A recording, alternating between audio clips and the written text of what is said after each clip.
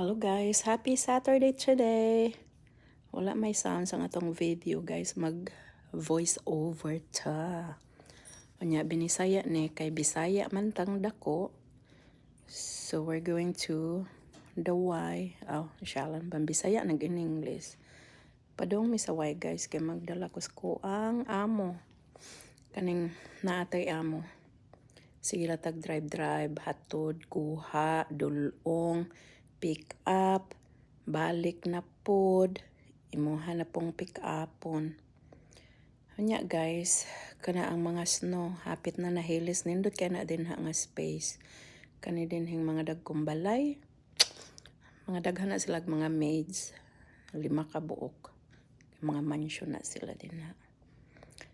So unya padung na ta din ha.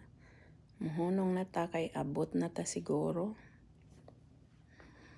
Kay na moagi ka ani mga nindot nga mga balay, mga wow, nindot kay guys no. So doon lang siya sa eskwelahan, so mahal kaayo na ang tax diha guys. Hindi ma-afford. Piso ray ma-afford nato basta mga OFW ta. So work hard lang yun guys kay makapalit ra tag ato ang machine para sa kaayuhan sa katawhan.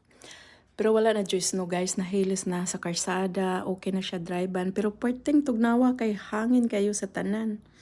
Anyang mahangin diri guys kay magabi matulog ka binimog na ibagyo. Pareha karon kay kusog kay magdot-dot ang mga dahon sa kahoy. Paminaw nimo na ibagyo. So you see the house guys, so cute. Mga cute ang mga house. Perting mahala. Di na ta magpalit og balay. Maghimo na lang tag sa lirap. Unya, bugsok tag atong balay. Brato pa. Naabot na mi.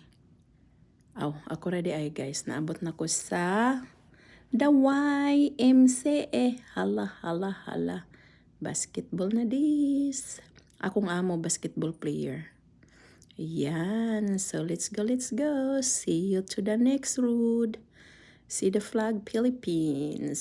Yes, it's Philippines. USA.